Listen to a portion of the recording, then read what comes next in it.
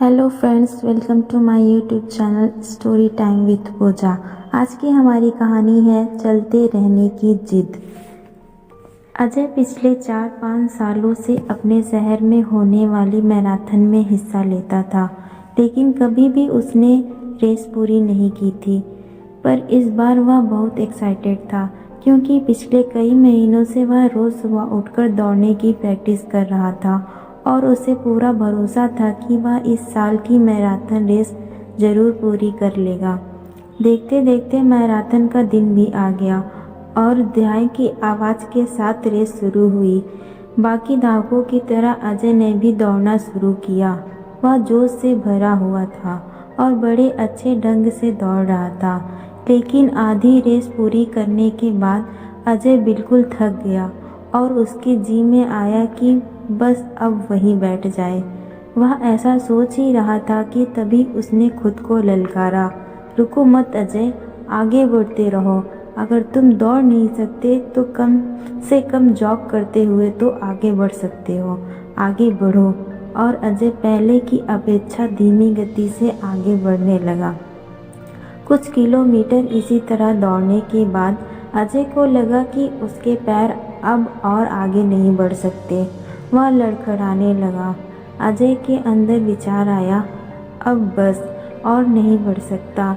लेकिन एक बार फिर अजय ने खुद को समझाया, रुको मत अजय, अगर तुम जॉग नहीं कर सकते तो क्या, कम से कम तुम चल तो सकते हो, चलते रहो। अजय अब जॉग करने की बजाय धीरे धीरे लक्ष्य की ओर बढ़ने लगा। बहुत से धावक अजय से आगे निकल चुके थे और जो पीछे थे वे भी अब आसानी से उसे पार कर रहे थे।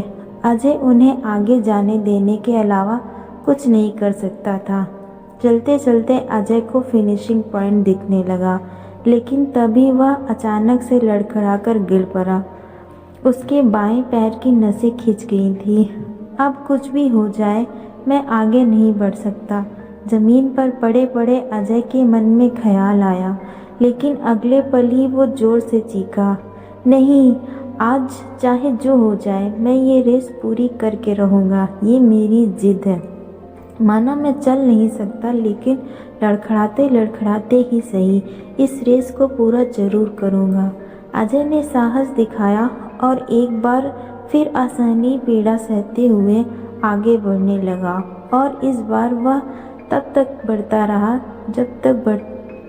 जब तक उसने फिनिशिंग लाइन पार नहीं कर ली। और लाइन पार करते ही वह जमीन पर लेट गया। उसके आंखों से आंसू बह रहे थे। अजय ने रेस पूरी कर ली थी।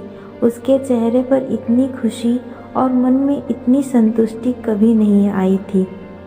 आज अजय ने अपने चलते रहने की जिद के कारण न सिर्फ एक रेस पूरी की थी, बल्कि ज़िंदगी की बाकी रेसों के लिए भी खुद को तैयार कर लिया था। दोस्तों, चलते रहने की जिद हमें किसी भी मंजिल तक पहुंचा सकती है। बाधाओं के आने पर हार मत मानिए। ना चाहते हुए भी कई बार कंडीशंस ऐसी हो जाती हैं कि आप बहुत कुछ नहीं कर सकते, पर ऐसी कंडीशन को कुछ भी ना करने का एक्सक्यूज़ मत बनाइए। घर में मेहमान हैं, आप 8 घंटे नहीं पढ़ सकते, कोई बात नहीं, 2 घंटे तो पढ़िए। बारिश हो रही है, आप 10 कस्टमर से नहीं मिल सकते, कम से कम 2-3 से तो मिलिए। एक कदम से रुकिए नहीं, थोड़ा थोड़ा ही सही, आगे तो बढ़िए। और जब आप ऐसा करेंगे तो अजय की तरह आप भी अपनी ज़िंदगी की रेस ज़रूर पूरी कर पाएंगे और अपने अंदर उस खुशी, उस संतुष्टि को महसूस कर पाएंगे जो सिर्फ चलते रहने की जिद से आती है। हरे कृष्णा।